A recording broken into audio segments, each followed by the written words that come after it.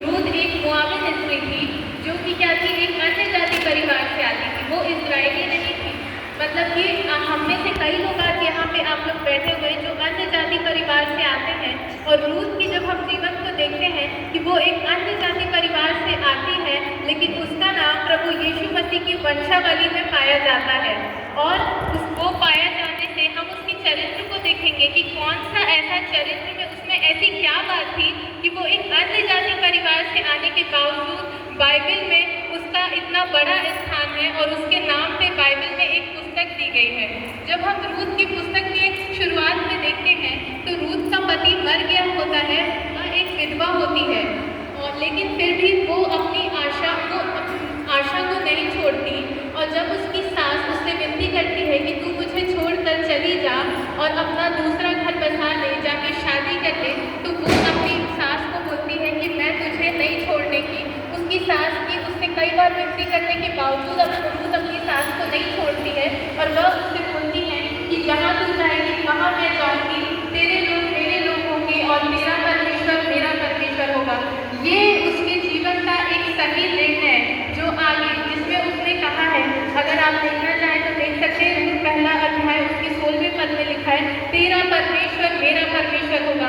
ये उसका एक सही निर्णय जो उसने अपने जीवन में लिया, और वो सही निर्णय ने उसकी पूरी जिंदगी को बदल के रख दिया, और उसका नाम यीशु मसीह की वंशावली में आया। जैसा कि सिस्टर राधिका ने बताया था, राहाब का जो बेटा था उससे आगे जाके रूथ की शादी होती है, और उसके थ्रू, उसी वंशावली के थ्रू यीशु मसीह का जन्म होता है। जब हम देखते हैं वो अपनी सास के लिए अपने देश को छोड़कर इजराइल देश में आ जाती है।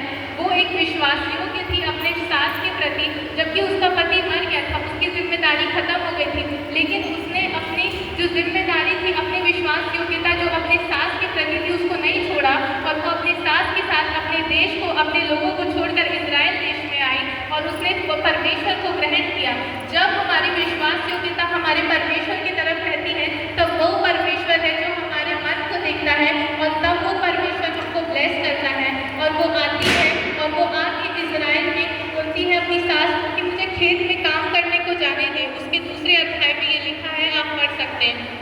वो बोलती है मुझे खेत में जाकर काम करने दे, और जब वो खेत में जाती है तो बाइबल में ऐसा लिखा है कि संयुक्त से वो उस कुटुंबी बोअज का रखता है। उसे नहीं पता होता कि बोअज उसका कुटुंबी है और वही उसका छुड़ाने वाला है।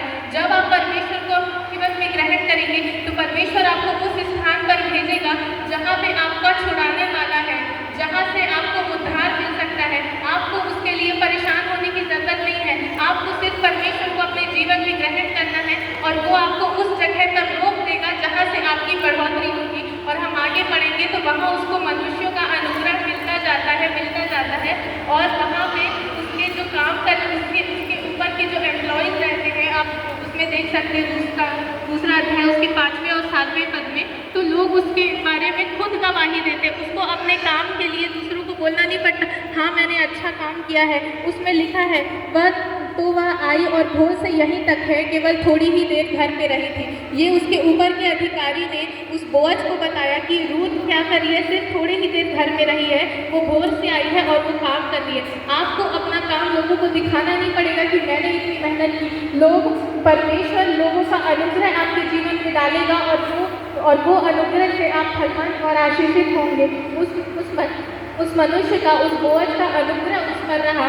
और हम आगे जाके देखते हैं कि उसने अपना चरित्र, उसने अपना कैरेक्टर इतना अच्छा रखा कि बोअज के पास जब वो जाती है अपने छुड़ाने के लिए बोलने, वो बोलता है कि मैं धन्य मानता हूँ कि तूने तो ना तो किसी गरीब, किसी कंगाल, ना किसी जवान की ओर दृष्टि डाली, पर तूने